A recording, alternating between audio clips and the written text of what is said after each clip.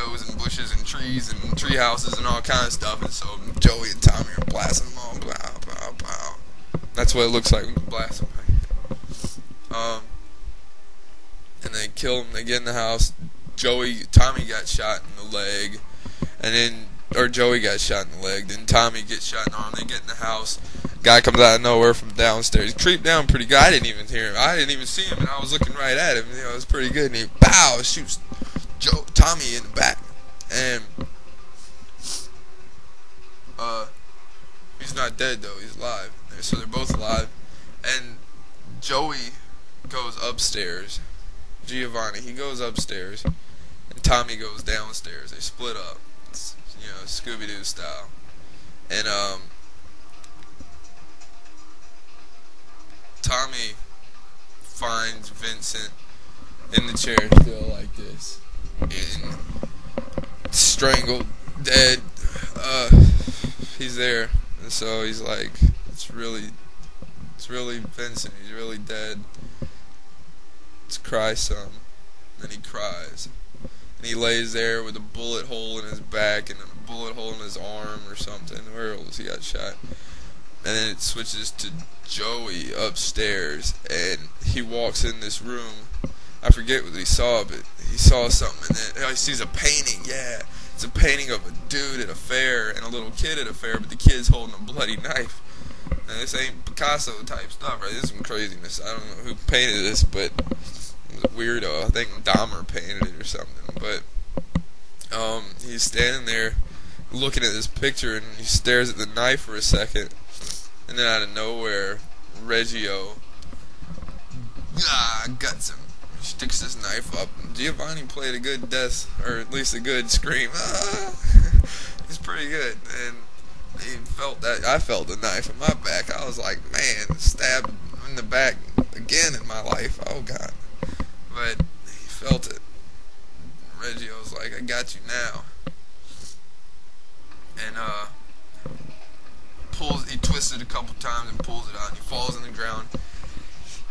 And then Joey's laying there, and Reggio's over him with the knife, talking trash, and then he's like, Tommy! Yells out to him, and Tommy's like, Joey!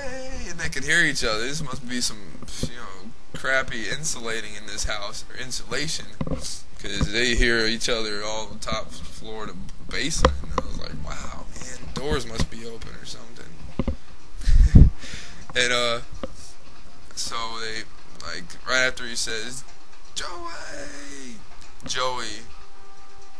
does like that, and a grenade rolls out. You see the ping, ping, ping. The pin falls. I guess it was a crappy made grenade. The pin just fell out. Better watch out with that thing. I don't know. The pin fell out and the grenade just rolled. And then Reggio was like, oh man. I would have rolled him over on top of it, but Reggio's a slow thinker again. One of those people. He just looks at it like, I guess that's where his boys got it from. This whole staring at the grenade thing, he just looks at it. I would have put my hand over my face or something, man, but he just, oh no. And then you see the whole roof explode in the house, and grenades don't explode that big. This must have been one custom made or something, but the whole roof just, and they're like, oh, Joey is dead now. Reggio's dead. Vincent's dead. And they showed Tommy a couple weeks later. He's alive. Imagine that. And he talks to the FBI dudes, and they're like, well, we got good news and we got bad news, And they're like, Reggio's dead, Joey's dead, everything's fixed. And so he's like, okay, and what's the good news? And they're like, well, we got this guy up in Boston. We need you to go help us lock up. He's like, no. Tommy's like, screw you, man. Done with you. They're like, oh, no, I think you're not. And then we got this against you. We got this murder tapped on you. We got everything against you. We got the book on your, So, they got him. And, Tommy's like, no. Pulls out a tape recorder. He recorded one of the earlier conversations where they're talking about, We do what we want. We're the good guys. Yada yada. All this stuff that would throw these dudes, knock their careers out and lock them up, And they look at him like the guy pulls a knife on him. The other guy, the eviler cop, he pulls a knife on him. He's stupid. We got you now. We're not. He's like, well, I got 1 million copies of these tapes. Yada yada. Another guy's like, calm down.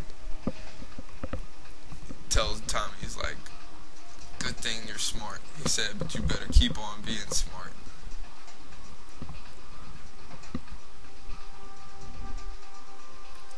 Yeah. Tommy won. And so it shows Tommy. They leave Tommy alone. Tommy's free now. They go back to Tommy at a bus stop, and he's sitting there. He looks at the bus. I guess he didn't like it. He's like, public transportation. He looks at the bus driver. Get out of here. Let's go. And then the car pulls up behind him. The bus with Piper Perabo in it. Woo! He hopped in that car. He's acting like Dukes of Hazzard right in that bad boy. He didn't even open the door. I would have been head first in there. And she had her kid in the back. Yeah. And they drive off into the sunset. And then it says, I think it said you can take the kid out of 10th and Wolf, but you can't take the 10th and Wolf out of the... No, I didn't say that. It said something like, they say what doesn't... Tommy reads an area. They say what doesn't kill you only makes you stronger. Well, I don't know about that, but it sure does make you better. It makes you better.